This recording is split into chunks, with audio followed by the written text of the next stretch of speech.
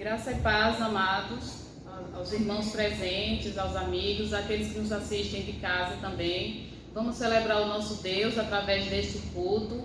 O convite hoje do nosso Deus é a alegria. Então vamos nos alegrar na presença de Deus, saber que apesar das dificuldades, Ele é a nossa força, Ele é a nossa alegria. Então tome posse dessa promessa, dessa palavra que traz ânimo aos nossos corações. E na certeza de que o nosso Deus está aqui, eu vou convidar o nosso irmão Guto para orarmos nesse instante por este culto, pedindo a Deus a direção dele, que ele venha falar aos nossos corações através dos hinos, através das canções. Eu vou convidar o irmão Judson nesse instante para fazer essa oração. Grandioso Deus, Pai querido, amado, louvado seja teu nome, Pai. Glória a Deus. Pai, nós sabemos que tu estás presente em todos os lugares. Aleluia. E nós, nesse momento, nós sentimos a tua presença aqui conosco, Pai, nesse glória a culto. Deus. E fica conosco, Senhor, acompanha. E também os nossos amigos que estão também através da internet. Que eles possam sentir a tua presença nos seus corações, nas suas vidas, Senhor. Toca em todos, Senhor, em todos nós. Fica conosco, em nome de Jesus. Amém. Amém, amém. Ainda em espírito de adoração, vamos cantar o hino Não Consintas, 339 do cantor cristão. Eu vou convidar o nosso irmão Judson ainda para cantarmos junto. Eu peço à igreja que se coloque de pé. E olha que hino maravilhoso, que palavra bendita que o Senhor trouxe para nós neste culto. Ó, não consintas, não permitas tristezas dentro do teu coração. Tendo fé firme no Mestre, segue-o sem hesitação. Amém, aleluia.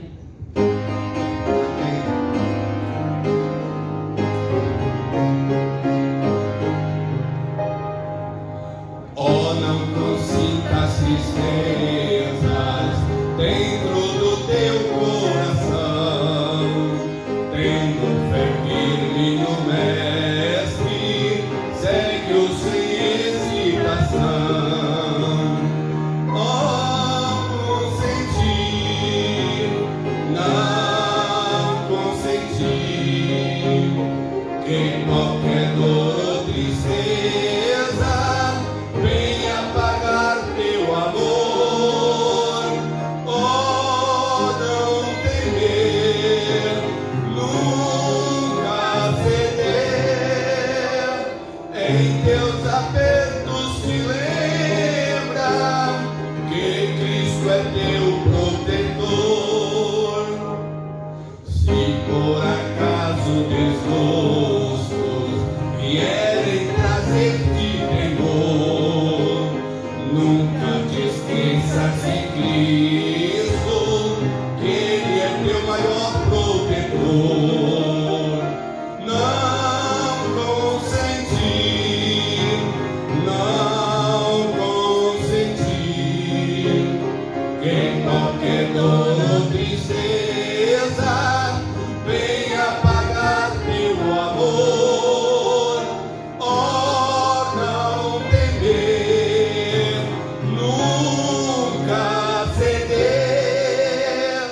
Em teus apertos te lembra que Cristo é teu protetor. Deixa, pois, tua tristeza, toda incerteza e temor, paz e prazer tu tem breve, receberás do Senhor. Não consentir, não consentir, que qualquer dor ou tristeza venha pagar teu amor. Oh, não temer, nunca ceder. Em teus apertos te lembra que Cristo é teu protetor.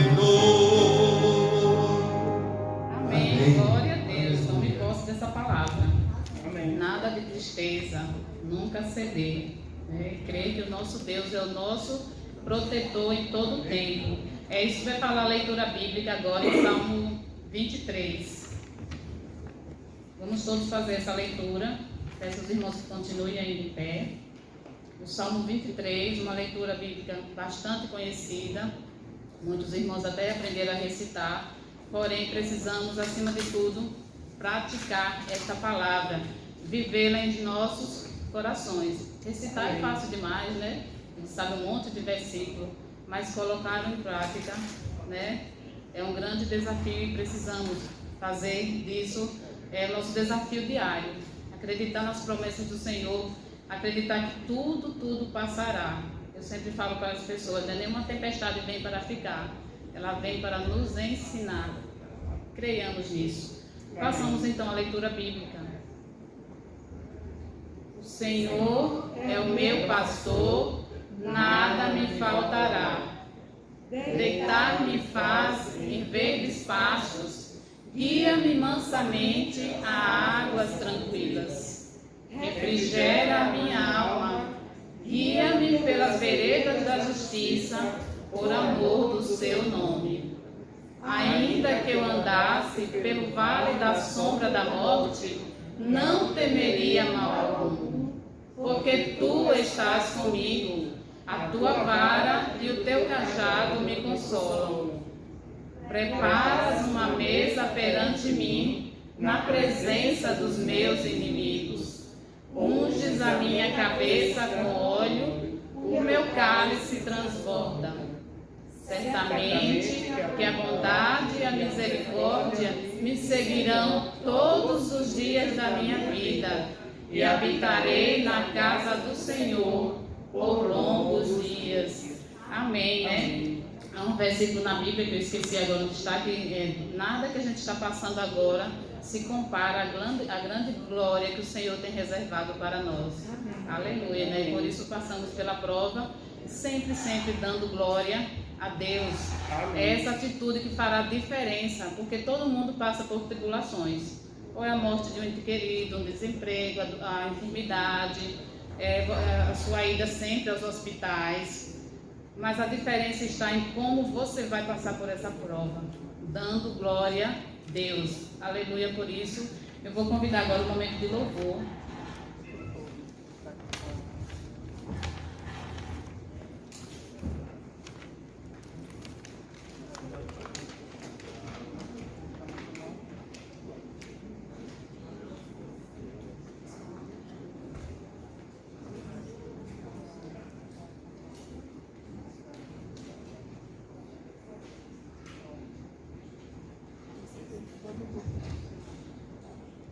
Amém.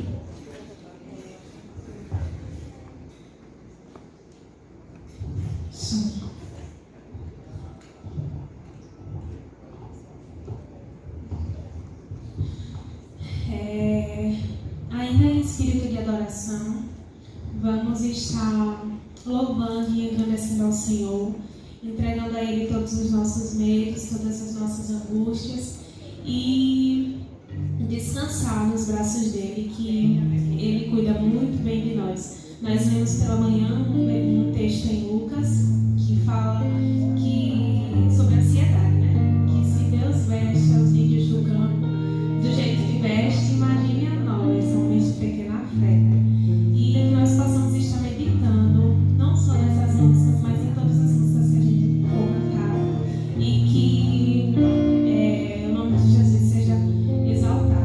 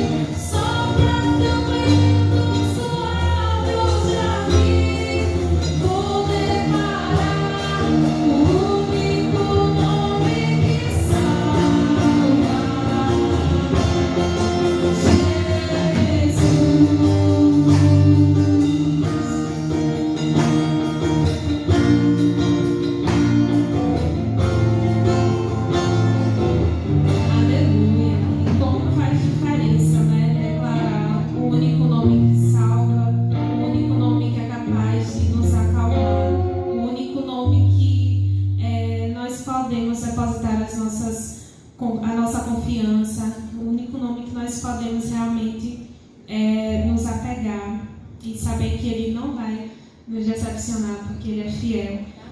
E vamos continuar em adoração com a próxima música. E em ó Deus.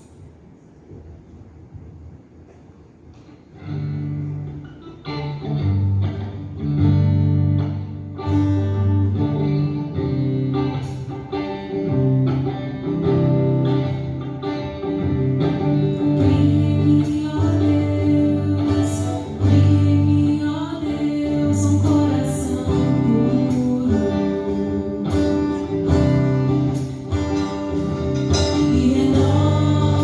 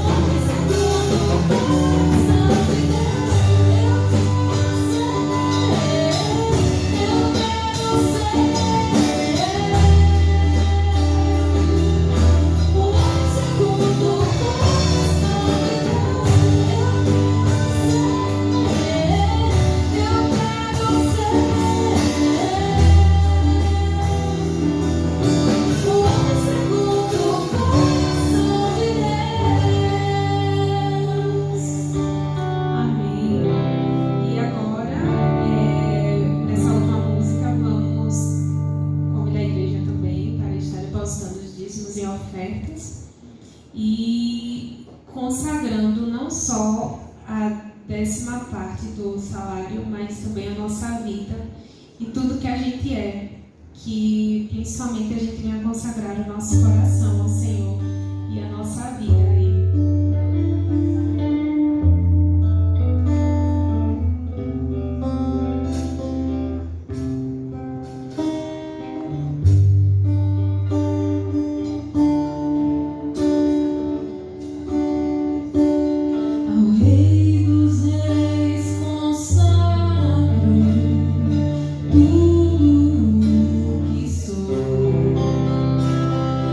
Gratos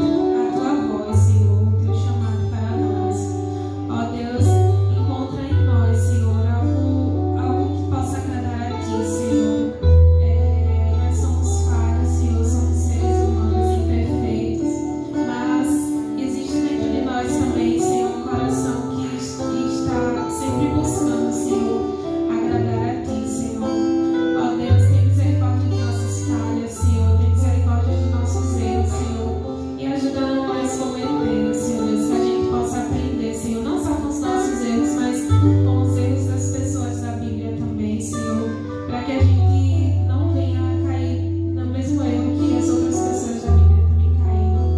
Ó Deus, que o Senhor se faça presente em nosso dia e toma essa semana que se inicia em Tuas mãos, Senhor, que seja cheia, ó Deus, de simples e boas experiências contigo, Pai. Te louvamos e te exaltamos, e no nome de Jesus. Amém. A igreja pode se sentar.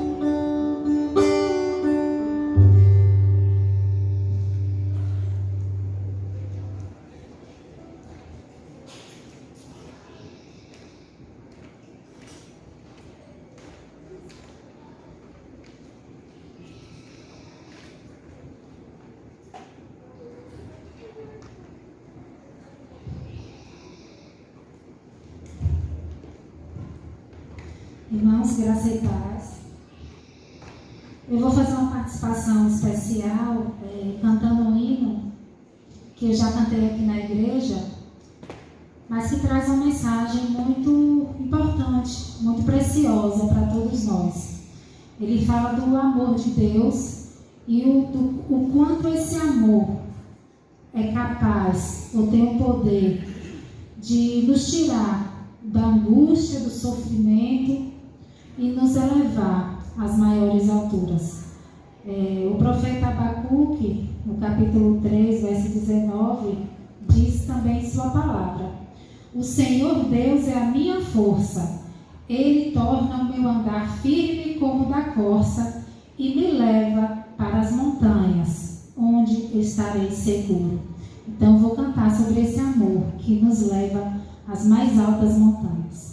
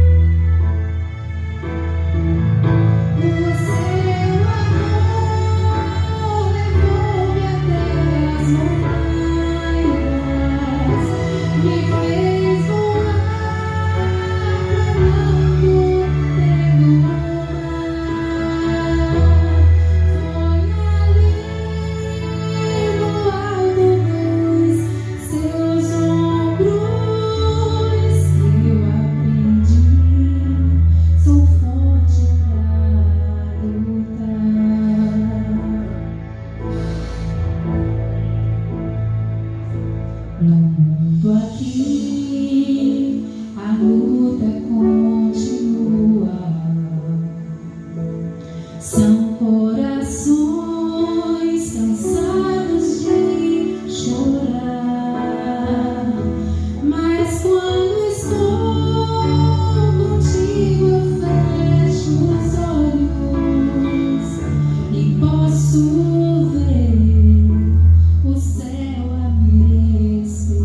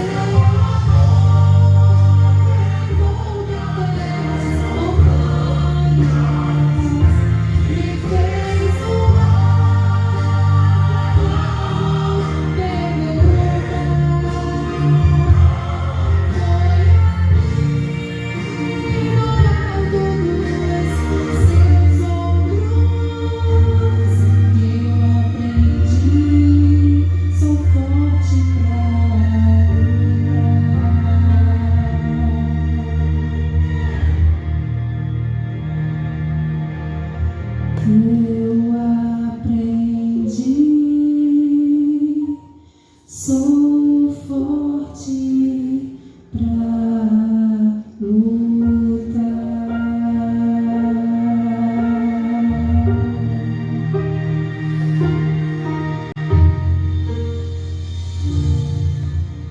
Amém.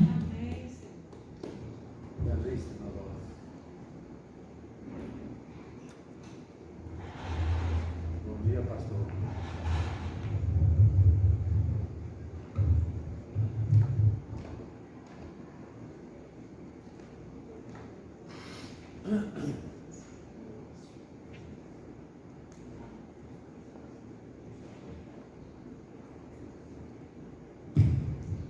Meus irmãos, graça e paz. Nós louvamos a Deus por este momento, esta manhã, de tanta bênção, né? De tanta alegria, de tanto gozo espiritual.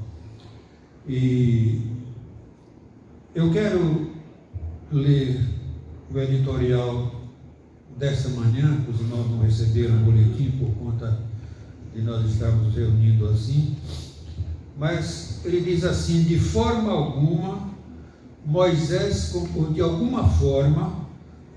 compreendeu que o povo cairia sob a maldição de Deus e seria exilado. Quando nós lemos o Antigo Testamento, na experiência de Moisés através do deserto, conduzindo o povo, irmãos, nós observamos que Moisés era insistente, ele falava repetidamente, muitas vezes, advertindo o povo a respeito da desobediência, do afastamento de Deus, mas o povo continuava assim. E Moisés percebeu que ele estava prestes a cair. E por conta dessa queda, dessa desobediência, ele seria exilado dentre todas as nações. Mas o patriarca sabia que o pai não os abandonaria, não os deixaria. Moisés disse aos hebreus que quando estivessem prontos para retornar a Deus, ele, Deus, estaria pronto para recebê-los. Mesmo se os judeus deliberadamente se afastassem dele e arruinassem suas vidas, o Senhor ainda assim os aceitaria de volta. A inclinação de Deus era a de abençoar e restaurar, não de amaldiçoar ou destruir. Ele ainda tem essa inclinação hoje. Deus quer restaurar-nos e trazer-nos de volta para si. O Senhor quer abençoar-nos com sua bondade para que vivamos. E pedir a Deus para restaurar-nos começa na obediência. a seus mandamentos. Isso mostra que amamos o Pai e desejamos verdadeiramente suas bênçãos em nossas vidas. Não importa o quão longe você tenha andado, não importa onde você se exilou, se você anseia justificar-se em Deus, comece obedecendo a seus mandamentos com todo o seu coração e com toda a sua alma. Pode não parecer natural no começo, mas Deus promete que circundará o seu coração para você amar ao Senhor. O teu nome, Senhor, subsiste para sempre. A tua memória passará de geração em geração, pois o Senhor julga o seu povo e se compadece dos seus servos. Salmo 185, versos 3, 13 e 14. Meus irmãos, a irmã Dilma estava pregando no culto matutino e eu estava pensando na mensagem que nós preparamos e eu disse, eu não combinei com ela não, né? Ela preparou lá sozinha a mensagem dela e eu a minha, mas tem muita coisa assim parecida. Irmãos, nós estamos vivendo uma hora presente muito complicada, muito difícil. E quando nós olhamos para a palavra de Deus, para a Escritura, e olhamos para o tempo, nós percebemos que havia e está havendo cumprimento de profecias. Não se pode negar, irmãos, não se pode de maneira nenhuma esquecer este fato. A palavra de Deus é rica em promessas e profecias que apontam para o tempo presente. Nós estamos observando que tudo está acontecendo conforme a Bíblia falou. E eu quero apenas lembrar uma profecia que foi cumprida. A profecia do retorno do povo judeu, do povo de Israel para Jerusalém. É possível que no mundo inteiro ninguém pensava nem admitia que Israel voltasse para Jerusalém, que o povo de Deus retornasse para estar na terra que o Senhor prometeu a Abraão, a Isaque e a Jacó. O povo foi praticamente dizimado, foi colocado no mundo todo, foi posto distante de Deus e era quase que impossível trazê-lo de volta para Jerusalém. Ademais, irmãos, inimigos terríveis se levantaram para impedir que isso acontecesse. Inclusive, na ocasião, a Inglaterra, que era um país dito cristão, se levantou contra o retorno dos judeus, levantou alguns empecilhos e obstáculos para que isso não acontecesse. Mas a promessa, a profecia foi cumprida. E no ano de 1948, no nosso tempo, Deus trouxe de volta a Israel, o povo judeu, para Jerusalém. Glória a Deus por isso. É uma das marcas grandiosas e preciosas do cumprimento de profecias, que todas vão se cumprir na palavra de Deus. Mas, irmãos, eu quero rapidamente pensar com vocês aqui um pouco sobre, eu diria assim, marcas do tempo presente. Não vamos dizer todas, mas mencionar algumas. E eu gostaria de lembrar, por exemplo, a filosofia chamada hoje, ou a prática chamada hoje de globalismo, que é uma política implantada por burocratas que vê o mundo inteiro como uma esfera propícia para a sua influência política. E o objetivo do globalismo, irmãos, é determinar, dirigir e controlar todas as relações entre os cidadãos de vários continentes por meio de intervenções e decretos autoritários. Eles querem isso. E o argumento central do globalismo é lidar com os problemas cada vez mais complexos deste mundo, que vão desde crises econômicas até a proteção do ambiente. E nós observamos a preocupação do mundo dos globalistas globalistas com a Amazônia.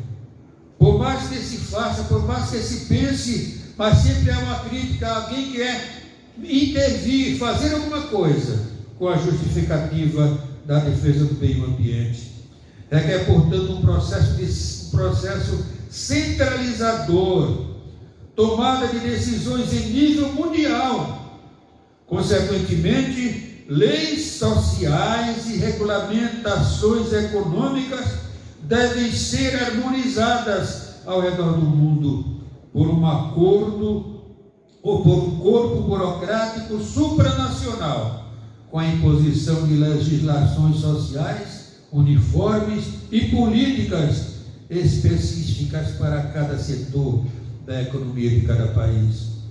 O Estado-nação, na condição de representante soberano do povo, se tornou obsoleto e deve ser substituído por um poder político transnacional, globalmente ativo e imune aos desejos do cidadão, do povo.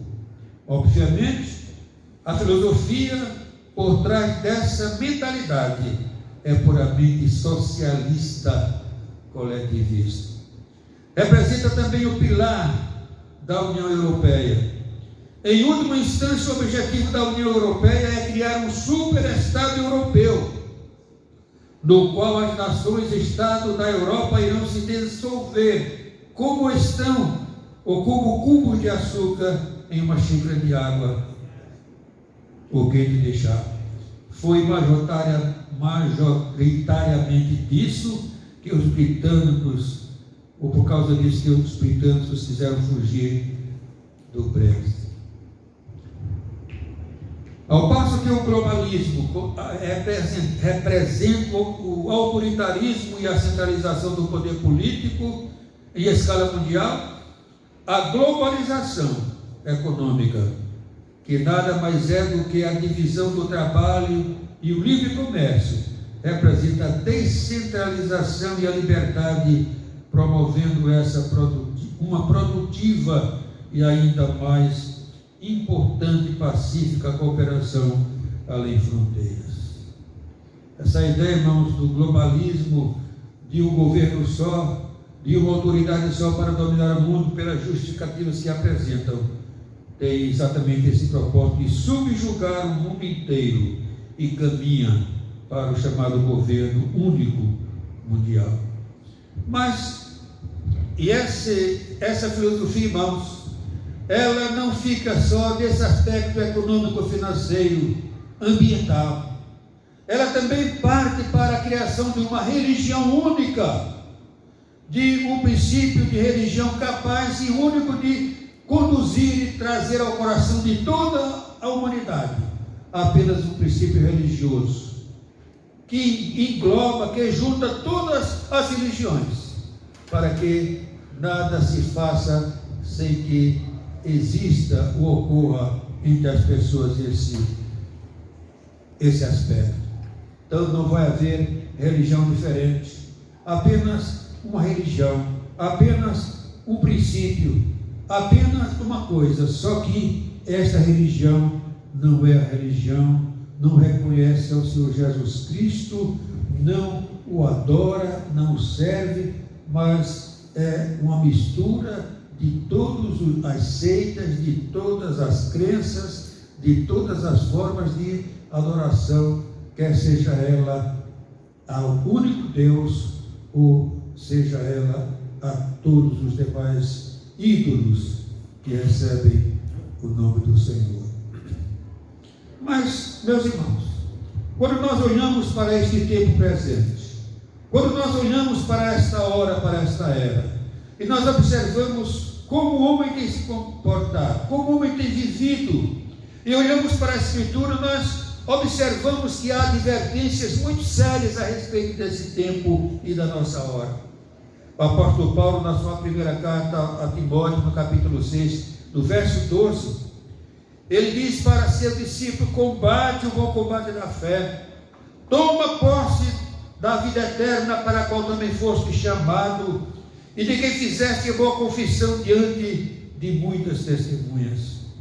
E lá, na sua segunda carta, no capítulo 3, verso 1, ele diz: sabe, porém, isto: nos últimos dias sobrevirão tempos difíceis, pois os homens serão egoístas, avarentos, jactanciosos, arrogantes, blasfemadores, desobedientes aos pais, ingratos, irreverentes, desafeiçoados, implacáveis, caluniadores, sem domínio de si, cruéis, inimigos do bem, traidores, atrevidos, enfatuados, antes amigos dos prazeres que amigos de Deus, tendo forma de piedade, negando-lhe todavia o poder. E o apóstolo Paulo adverte ao seu discípulo: foge também destes. Deixa estas pessoas fora da tua vida, da tua experiência, fica distante, porque estas pessoas estão vivendo segundo o espírito do mundo, afastadas de Deus. E o Senhor Jesus, lá no capítulo 5 de Mateus, no verso 11, ele falando aos seus discípulos, ele disse: bem-aventurados sois, quando por minha causa vos injuriarem, vos perseguirem, mentindo, disserem todo o mal contra vós. E então, lá no capítulo 15 do Evangelho de João, no verso 20, vem-nos a palavra do Senhor: lembrai-vos da palavra que eu vos disse, não é o servo maior do que o seu Senhor. Se me perseguiram a mim, também perseguirão a vós outros. Se guardaram a minha palavra, também guardarão a vossa. Muitas vezes o apóstolo Paulo, quando depois da sua conversão na estrada de Damasco, ele dando o seu testemunho à igreja, aos irmãos, aos crentes novos, falando sobre aquilo que ele fazia com os cristãos, ele disse: muitas vezes eu os castiguei por todas as sinagogas, obrigando-os até a blasfemar. Imagina, o apóstolo Paulo, com o seu poderio, com a sua condição, com o poder que lhe era dado para perseguir os cristãos, ele diz: muitas vezes eu levei-os, obriguei-os até a blasfemar, e demasiadamente enfurecido contra eles, mesmo por cidades estranhas, eu os perseguia. E há uma advertência, uma recomendação da palavra de Deus para todos nós, que diz que todos quantos querem viver piedosamente em Cristo serão perseguidos. Então, meus irmãos, meus amigos, se nós verdadeiramente quisermos obedecer ao Senhor, se nós quisermos ter uma vida de comunhão com Deus perfeita, real, verdadeira, nós seremos perseguidos. E é interessante que o Senhor Jesus disse que os inimigos do homem serão muitas vezes seus próprios familiares, aqueles que estão dentro da sua casa, aqueles que vivem com Ele, por conta do seu amor e do seu compromisso com o Senhor, pelo fato de quererem viver piedosamente em Cristo, serão então perseguidos. Tem um texto da palavra de Deus que eu sempre procuro me lembrar e peço a Deus que me ajude a alcançar isso. Eu sei que é difícil. Aquele que diz que está em Cristo deve andar como Cristo andou. Você já pesou o peso dessas palavras? Já pesou o alcance dessas palavras? Já pensou o que vem significar estas palavras? Nós, neste mundo terrível, neste mundo de pecado, neste mundo de desobediência a Deus, neste mundo em que o príncipe é Satanás, e que nos tenta fazer negar a palavra de Deus, com tantas oposições, com tantas lutas, a recomendação é nos dada: aquele que diz que está em Cristo. E eu creio que é o desejo de todos os homens. Quem não quer estar no Senhor? Quem não quer viver na presença de Deus? Mas há uma recomendação: deve andar como Ele, Jesus, andou. Como está a sua vida, meu irmão? O que é que você tem feito? O que é que tem marcado os seus dias, os seus momentos, as suas horas, as suas semanas? Como é que você é reconhecido, é visto nesse mundo? É como uma pessoa de Deus, homem de Deus, ou como qualquer um?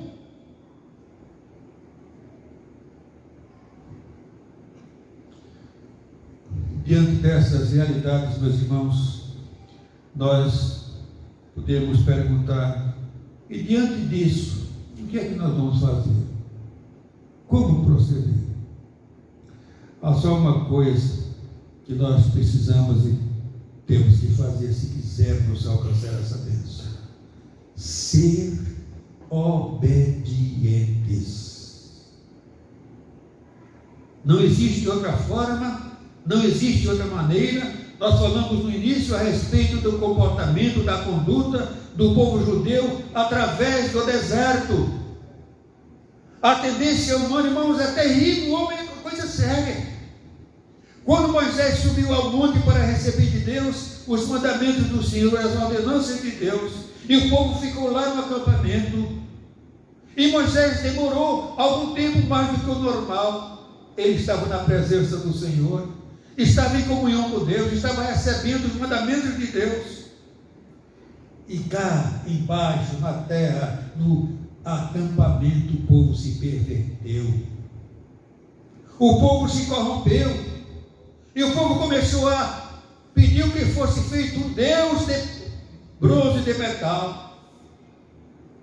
E foi feito um Deus, um ídolo, aliás. E o povo se prostrou e adorou e louvou aquele ídolo no lugar do Senhor. Como é terrível o coração do homem, meus irmãos. Como é terrível o nosso coração. Como é triste a nossa experiência. Existe uma poesia que eu gosto dela e algumas vezes eu leio quase que em forma de oração. É uma poesia do irmão Joia Júnior, um homem de Deus, filho do pastor Joia Martins, lá de São Paulo. O Joia chegou a ser deputado federal, mas muito novo ele faleceu.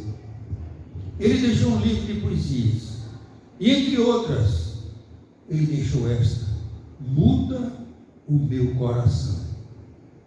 Eu chamo a sua atenção para este poema. E ele diz assim: muda o meu coração, realiza nesse instante o divino milagre, o sublime transplante.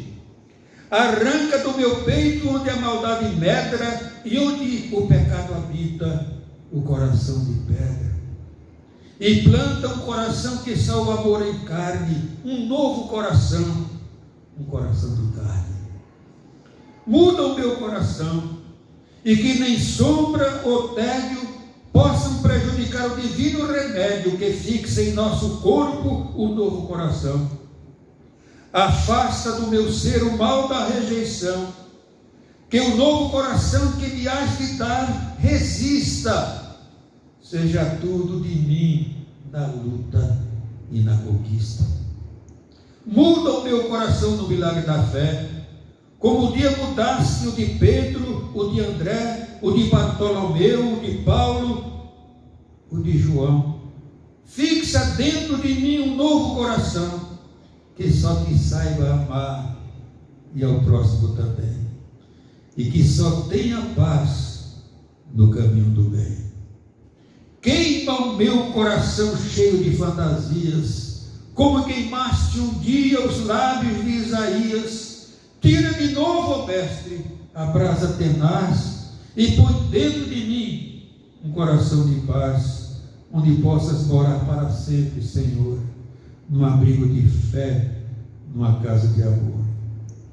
Arranca o coração que envenena o meu peito com dúvida cruel e triste preconceito, e põe o coração com tuas próprias mãos, que a todos possa ver como amados irmãos, que ele seja bondoso, amável, tolerante, na mudança eficaz do divino transplante. Muda o meu coração, transforma-o enquanto é cedo, e que o novo jamais sofra de angústia ou medo. Hoje, espontaneamente e humildemente, venho suplicar. Modifica o coração que tenho. Não poderei viver sem essa operação. Ó divino pastor, muda o meu coração. Meus irmãos, nós só podemos vencer este mundo de pecado, de perdição, cujo príncipe é Satanás e que está tentando destruir a cada um de nós, está tentando derrubar a cada um de nós, está tentando envolver-nos a todos nós em pecado e desobediência a Deus. A forma mais clara, objetiva e poderosa para nós vencermos todas estas coisas é buscar, além da vida de obediência, uma vida prática de oração na presença do Senhor. Não existe, meus irmãos, outra maneira. Não existe outra forma, se nós quisermos ser mais que vencedores, é dos joelhos prostrados diante de Deus, que nós podemos alcançar essa graça. O hino 148 do nosso cantor diz assim: bendita a hora de oração, prostrar-nos paz ao coração, e sobrepuja toda dor, trazendo auxílio do Senhor.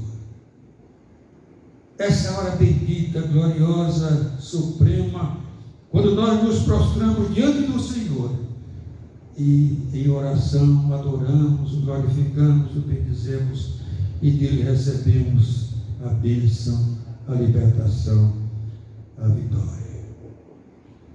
Meus irmãos, não nos esqueçamos, sejamos obedientes a Deus, busquemos viver na presença do Senhor, peçamos que Ele nos sustente as mãos trêmulas, frágeis, que o Senhor guie-nos através dos nossos trôpegos passos, e que nós, assim, na sua presença e sob o seu cuidado e debaixo da sua mão, possamos ter uma vida vitoriosa.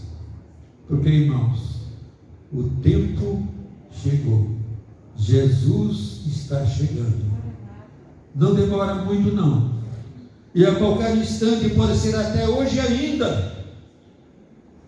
Eu sempre faço a pergunta, porque eu faço primeiro para mim: você está preparado? Você está preparado? Não se esqueça, só os santos, aqueles que pertencem à igreja de Jesus Cristo, a igreja que Ele fez pura e santa, só estes é que serão levados pelo Senhor para gozarem da sua presença para sempre. Que Deus nos abençoe e nos permita compreender estas coisas e vivermos para a sua glória e para o seu louvor. A última parte deste culto, nós vamos ouvir um hino que é o melhor lugar do mundo. Qual é o melhor lugar do mundo? A casa de Deus. E eu vou pedir que os irmãos prestem atenção à letra. Nós já ouvimos aqui, mas vamos repetir ele, para que ele possa nos abençoar. Mas antes eu quero orar com a bênção, e depois nós vamos ouvir o hino, e depois cada um faz a sua oração pessoal, e o nosso culto estará encerrado. Senhor, nós agradecemos o privilégio que temos de um dia ter sido trazidos à Tua presença, Senhor, através do Teu Espírito, e Te aceito como nosso Senhor, como nosso Salvador, como nosso Mestre, como nosso guia. Abençoa, Deus amado, cada um de nós. Tu conheces a todos, meu Deus. Tu conheces nossas fraquezas, nossas limitações. Ajuda-nos, Senhor, a vencê-las. Ajuda-nos a superá-las. Segura nossa mão, dirige nossos passos, para que nunca nos afastemos da Tua presença. E que o amor de Deus, o nosso Pai eterno, a graça salvadora de Jesus Cristo, Filho, as consolações e bênçãos do Santo Espírito de Deus sejam sobre nós, povo seu, hoje e para todos sempre. Amém. Vamos ouvir, irmãos, o hino, o melhor lugar do mundo.